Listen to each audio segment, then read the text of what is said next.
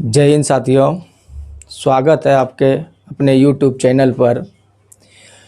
तो कल के वीडियो में जितना आप लोगों ने प्यार दिखाया उसके लिए दिल से धन्यवाद। और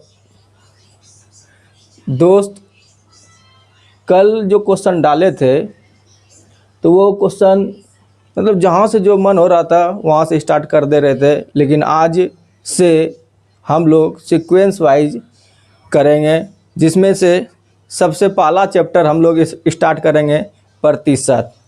तो देखते हैं प्रतिशत में क्या क्या है और कैसे क्या होगा। तो सबसे पहले परसेंटेज कहते किसको हैं? तो देखिएगा, प्रतिशत का शाब्दिक अर्थ है प्रतिशत से। प्रतिशत का शाब्दिक अर्थ है प्रतिशत से, अर्थात 37% का मतलब है 100 में से 37। यानी कोई संख्या अगर 100 है तो 100 में से 37, 100 में से 37। तो 37% का मतलब है 100 में से 37, ठीक। या 37/100, यानी यहाँ से जब परसेंटेज हटेगा तो नीचे क्या आ जाएगा? 100। तो प्रतिशत को परसेंट से भी दर्शाया जाता है, यानी प्रतिशत को सिंबल, जो सिंबल रहता है परसेंटेज का, इससे भी दर्शाया जाता है। दूसरे शब्दों में समझने का कोशिश करेंगे। दूसरे शब्दों में इसे कहा जाता है कि प्रतिशत वह अंश है जिसका प्रत्येक हर 100 और भिन्न कोई निश्चित राशि होती है। यानी यह निश्चित राशि प्रति सैकड़ा कहलाती है। जैसे में P% बराबर हो जाएगा P/100। जब यहाँ से परसेंट हटेगा तो नीचे क्या आ जाएगा? 100। अर्थात 19% बराबर हो जाएगा 19/100। जब यहाँ से परसेंटेज हटेगा तो नीचे क्या आ जाएगा? 100 आ जाएगा। यहाँ तक तो क्लियर है। अब देखिए, परसेंटेज में कुछ ऐसे वैल्यू होते हैं जो कि आप लोगों को याद करना बहुत ही ज़रूरी होता है। अगर ये याद हो जाता है तो आगे की क्वेश्चन बहुत ही आसानी से बनेंगे और सॉल्व करने में बहुत ही ज़्यादा आसान होगा। जैसे प्रतिशत को भिन्न में बदले, ये याद करना पड़ेगा साथी। प्रतिशत को भिन्न में बदले, जैसे 1% बराबर क्या होगा? तो 1/100। जब यहाँ से परसेंटेज हटता है तो नीचे क्या आ जाता है? 100। उसी तरह 2% बराबर क्या हो जाएगा? 1/50। 3% बराबर क्या हो जाएगा? 3/100। 4% बराबर क्या हो जाएगा? 1/25। 5% बराबर क्या हो जाएगा? 1/20। और 6% बराबर क्या हो जाएगा? 3/50। 7% बराबर क्या हो जाएगा? 7/100। 8% बराबर क्या हो जाएगा? 2/25। 9% बराबर क्या हो जाएगा? 9/100। और 10%। उसी तरह आपसे पूछ देगा 11% का मान क्या होता है? तो आप लोग कहेंगे 11/100। अगर कोई बोल देगा 12% बराबर क्या होगा? तो 3/25। 13% बराबर क्या हो जाएगा? तो 13/100। ये चीज़ें आप लोग को याद रहना चाहिए। जैसे अगर पूछ देगा 8% बराबर क्या होता है?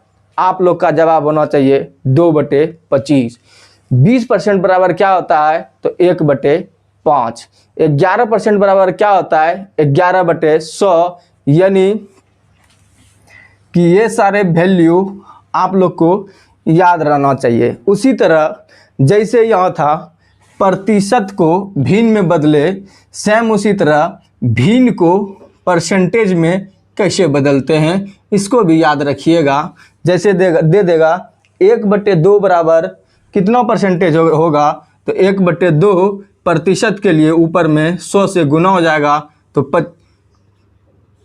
तो 2 से इसको कटा देंगे तो कितना हो जाएगा? 50%, ठीक है। उसी तरह 1/3 बराबर क्या होगा? 1/3 × 100%, यानी 33 से ही 1/3%। 1/4 बराबर क्या होगा? तो 1/4 × 100% बराबर 25। 25 चौके 100। 25% हो जाएगा। उसी तरह 1/5 बराबर क्या हो जाएगा, तो 1/5 इंटू 100% बराबर 20 पंचे 100 यानी 20%। 1/6 बराबर क्या हो जाएगा, 1/6 इंटू 100, इसको कटा देंगे, 2 से कटा देंगे तो 50 इंटू 50 और 2 से कटाएंगे 3 दूनी 6 यानी 16 से ही 2/3%। 1/7 बराबर क्या होगा, तो 1/7 इंटू 100% बराबर 14 से ही 2/7%। उसी तरह 1/8 बराबर क्या होगा, 1/8 इंटू 100% बराबर 12 से ही 1/2%। उसी तरह 1/9 बराबर क्या होगा, 1/9 इंटू 100% बराबर 11 से ही 1/9%। उसी तरह दोस्त पूछ देगा आप लोग को कि 1/10 बराबर क्या होता है, तो आप लोग बोलिएगा कि 10% होगा। उसी तरह 1/11 बराबर क्या होगा, तो इसको बोलेंगे 1/11 इंटू 100% बराबर 9 से ही 1/11%।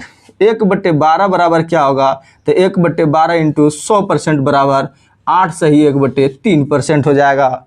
1/13 बराबर क्या होगा, तो 1/13 इंटू 100% बराबर 7 से ही 9/13%। 1/14 बराबर क्या हो जाएगा, 1/14 इंटू 100% बराबर 7 से ही 1/7%। 1/15 बराबर क्या होगा, तो 1/15 इंटू 100% बराबर 6 से ही 2/3%। 1/16 बराबर क्या होगा, तो 1/16 इंटू 100% बराबर तो 6 से ही 1/4%। उसी तरह 1/17 बराबर क्या होगा परसेंटेज में, तो 1/17 इंटू 100% बराबर 5 से ही 15/17%। 1/18 बराबर हो जाएगा 1/18 इंटू 100% बराबर 5 से ही 5/9%। 1/19 बराबर क्या होगा, तो 1/19 इंटू 100% बराबर 5 से ही 5/19%। 1/20 बराबर क्या हो जाएगा, 1/20 इंटू 100% बराबर, इसको 20 से कटा देंगे तो 20 पंचे 100 यानी 5%। देखिए बच्चों, अब आप लोग को लगता होगा कि सर इसको क्या रटना ही पड़ेगा। देखिए होता क्या है, जैसे भिन्न को परसेंटेज में अगर बदलने के लिए दे दिया जाएगा तो देखिए कैसे बदलते हैं। जैसे मान लीजिए 1/8 को बोल देगा, 1/8 का परसेंटेज मान क्या होगा, तो 1/8 इंटू 100% बराबर, इसको कटा देंगे, 4 से कटाते हैं, 4 दूनी 8, 4 से कटाएंगे 2500 के 100 यानी 25 से ही 2 यानी 25/2% बराबर हो जाएगा। 25/2% बराबर हो जाएगा 12 से ही 1/2%। इस तरह इसको निकाल सकते हैं और इस तरह ये निकलता है, जिससे कि आगे जब आप क्वेश्चन बनाइएगा ना, तो ये अगर मान याद रहेगा आपको तो वहाँ गुना नहीं करना पड़ेगा। डायरेक्ट अगर हम लोग को अगर कोई पूछ देगा 1/25% बराबर क्या होगा, तो हम लोग तुरंत उसको बता सकते हैं 4% होगा। जैसे अगर पूछ देगा 1/20% बराबर क्या होता है, तुरंत बोल देंगे 5% होता है। तो उसी तरह ये मान याद करना कम से कम नहीं ज़्यादा तो कम से कम 1 से 20 तक का मान आपको ज़रूर याद रहना चाहिए। चलिए तो अब इसी के ऊपर हम लोग कुछ क्वेश्चन कर लेते हैं, जिससे कि हम लोगों का कॉन्सेप्ट क्लियर हो सके और पता चले कि क्या अगर ये मान याद रहता है तो क्या सच में क्वेश्चन बनाना इजी रहता है। तो हाँ चलिए देखते हैं। जैसे कि देखिए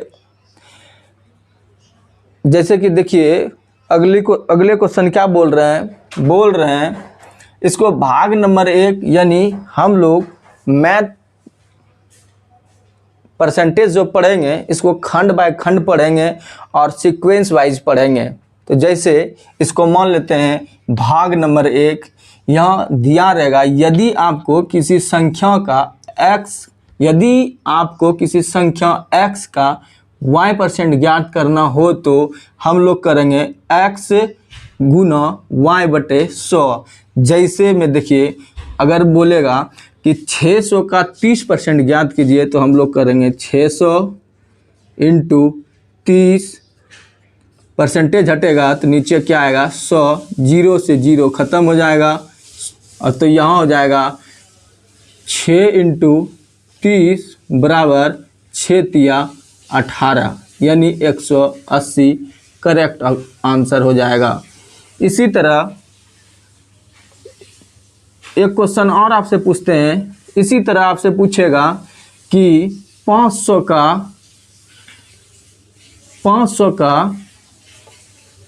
50% क्या होगा। तो हम लोग क्या करेंगे 500 इंटू 50% हटेगा तो नीचे 2 जीरो आ जाएगा, 0 से 0 ख़त्म, 0 से 0 ख़त्म तो 5 25 यानी 250 हो जाएगा। तो यहाँ तक क्लियर है। आगे की ओर बढ़े।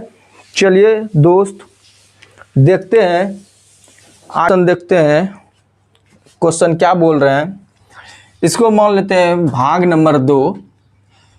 ये कह रहे हैं कि यदि किसी एक राशि x को राशि y के परसेंटेज के रूप में व्यक्त करना है तब अभीष्ट परसेंटेज बराबर हो जाता है x/y इंटू 100%। जैसे में 40 kg 160 kg का कितना परसेंट है। क्या बोल रहा है 40 kg 160 kg का कितना परसेंट है। तो हम लोग क्या करेंगे, जैसे 40 kg 160 kg का किससे तुलना हो रहा है 160 से, तो 160 कहाँ चल जाएगा नीचे। 40 kg 160 kg का कितना परसेंट है, मान लेते हैं 100% है। कोई दिक्कत, kg से kg ख़त्म, 0 से 0 ख़त्म, 4 चौक 16 और 25 चौके 100 हो जाएगा यानी कि 25%। कोई दिक्कत है समझने में। यहाँ देखिए तुलना हो रहा है 160 kg का, जिससे तुलना होगा ना वो नीचे आ जाते हैं। तो इसी तरह एक क्वेश्चन और इसी पे देखते हैं। बोल देगा मान लीजिए क्या 60 kg 180 kg का कितना प्रतिशत है। कोई दिक्कत, तो हम लोग क्या करेंगे 60 kg किससे तुलना हो रहा है 180 kg 180 kg का कितना परसेंट, यानी कि मान लेते हैं 100%। कोई दिक्कत नहीं। यहाँ देखिए 0 से 0 ख़त्म, 6 तिया 18, ठीक है। तो 100/3% यानी ये हो जाएगा कितना हो जाएगा, इसको देख लेंगे, 100 को 3 से भागा देंगे तो ये हो जाएगा 3 तिया 9 यानी 33 सही 1/3%। क्लियर है, समझ में आया। आगे बढ़े। चलिए साथियों अगले क्वेश्चन की ओर बढ़ते हैं और देखते हैं कि आगे क्वेश्चन क्या कर रहे हैं। बोल रहे हैं यदि आपको भाग नंबर 3 में देखेंगे, यदि आपको यह पता लगाना हो कि x y से किससे y से x जो है वह y से कितना परसेंट कम या अधिक है, तो इसके लिए क्या करेंगे y से जिससे तुलना करेंगे यानी y माइनस x/y इंटू 100%। जैसे में 135 99 से यानी 135 से 135 से कितना कम है, तो कितना कम हो जाएगा 6 यानी 135 में 99 जाएगा तो 9 6 15 12 9 3 12 यानी 36। कितना कम है 36 कम है। तो किससे 135 से, जिससे बोलेगा उसको नीचे रख देंगे इंटू 100%। या तो आप क्या कीजिए इस पे भी रख सकते हैं, सेम ही आएगा। जिससे बोल रहा है उसको क्या करेंगे 135 माइनस 99/135 इंटू 100% कर देंगे। यहाँ तक कोई दिक्कत? तो जब इसको 135 में 99 जाएगा तो 36/135 इंटू 100% हो जाएगा। इसको जब कटाइएगा तो ये 5 से कटाते हैं, 5 से, तो 5 दूनी 10, 7 पचे 35, 5 से 20 पंचे 100, ठीक। और फिर इसको 3 से कटाते हैं, 12 तिया 36, 3 से कटाइएगा तो 9 तिया 27, फिर इसको 3 से कटाते हैं तो 4 तिया 12, 3 तिया 9, यानी 80/3% इसका क्या हो जाएगा? Correct answer. कोई दिक्कत? यहाँ तक क्लियर है? आगे बढ़े। इसी तरह एक क्वेश्चन और देखते हैं हम लोग। अगर बोल देगा, एक क्वेश्चन और देख लेते हैं जिससे कि हम लोगों का कॉन्सेप्ट क्लियर हो जाए और अच्छे से समझ में आ जाए। तो बोल रहे हैं 24 20 से कितना प्रतिशत अधिक है? 24 20 से कितना परसेंट अधिक है? तो ये देख लेते हैं। 24 जो है वो 20 से कितना परसेंट अधिक है? 4 है। कितना परसेंट इंक्रीज है? 4% इंक्रीज है। 4% इंक्रीज है किस पे से? 20 से परसेंट के लिए 100% हो जाएगा। 20 पंचे 100 यानी 20 पंचे 100 यानी 4 पंचे 20% हम लोगों का राइट आंसर हो जाएगा। यहाँ तक क्लियर है? 2-4 क्वेश्चन और कर ले इस पे। चलिए देखते हैं आगे और क्वेश्चन क्या बोल रहे हैं। और एक बहुत ही ज़रूरी बात है कि कल के क्लास में जब हम लोग मेंसुरेशन पढ़ रहे थे तो मेरे से एक बहुत ही बड़ा गलती हो गया था, जो कि डायमीटर के जगह पे डायगोनल मेरे मुंह से निकल गया था। तो आप लोग हर हमेशा एक चीज़ ध्यान में रखिएगा, जब भी वृत्त का बात हो तो ये पूरे वृत्त के व्यास को डायमीटर कहते हैं। व्यास को इंग्लिश में क्या कहते हैं? व्यास को कहते हैं डायमीटर। लेकिन हम उस टाइम बोल दिए थे डायगोनल, जो कि एक गलती हो गया था हमसे। इसके लिए हम आप लोग से हाथ जोड़ के माफ़ी चाहता हूं कि फॉलो में मुंह से निकल गया। लेकिन व्यास को क्या कहते हैं? डायमीटर कहते हैं। व्यास को क्या कहते हैं? डायमीटर कहते हैं। और डायमीटर का और त्रिज्या क्या हो जाता है? डायमीटर का आधा हो जाता है। त्रिज्या क्या हो जाता है? वृत्त का डायमीटर का आधा हो जाता है। तो इस चीज़ को ध्यान में रखिएगा। गलती हुआ, इस चीज़ को हम एक्सेप्ट करते हैं और गलती से ही इंसान सीखता है। और हम कोशिश करेंगे कि इस तरह की गलती आगे नहीं हो, इसके लिए हम क्षमा चाहते हैं। और एक बहुत ही ज़रूरी बात आप लोगों से, हम अपने तहे दिल से आप लोगों का शुक्रिया अदा करना चाहता हूँ, जो कि आप लोगों ने कल वाले वीडियो में यानी मेंसुरेशन वाले वीडियो में इतना ज़्यादा प्यार दिखाए और इतना ज़्यादा मेरे ऊपर भरोसा किए। इसके लिए तहे दिल से आप लोगों को धन्यवाद। कल ही मैंने एक YouTube चैनल बनाया जिसमें से सब्सक्राइबर 0 था, लेकिन मैंने एक वीडियो बनाया, उसको डाला, अपने स्टेटस पे लगाया और सब्सक्राइबर अभी 60 हो गया है। इसके लिए दिल से धन्यवाद। इसी तरह आप लोग सपोर्ट करें और आगे वीडियो को ज़्यादा से ज़्यादा शेयर करें। और जो भी गलती हमसे हो, जिस तरह अगले वाले वीडियो में गलती हुआ और मैंने देखा कमेंट में जाके कि सभी भाई लोग हमको बता रहे थे, समझा रहे थे कि डायगोनल नहीं होगा, डायमीटर होता है, इसके लिए धन्यवाद। और ये देख के बहुत ही ज़्यादा खुशी हुआ कि आप लोगों ने मेरी वीडियो को बारीकी से देखते हैं। और इससे यही पता चलता है कि आप लोग वीडियो को अच्छे से देखें और समझे। जहां हमसे गलती हुआ वहां हमें बताएं। इसके लिए दिल से धन्यवाद। और हम उम्मीद करते हैं कि आप लोग इसी तरह आगे भी हमको सपोर्ट करेंगे। तो चलिए आज की क्लास यहीं तक। कल हम लोग फिर इससे आगे देखेंगे और हम लोग अब चैप्टर वाइज ही आगे बढ़ेंगे। ऐसा नहीं कि जहाँ मन तहाँ से जो मन तो क्वेश्चन उठा के ले चला आए और उसको बनाने लगे, नहीं, वो नहीं अब होगा।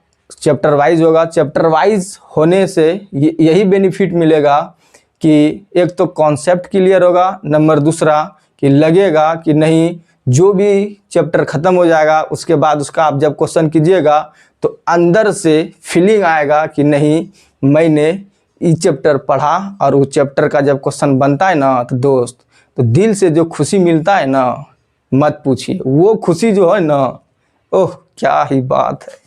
तो आज के लिए इतना ही। धन्यवाद। जय हिंद, जय भारत।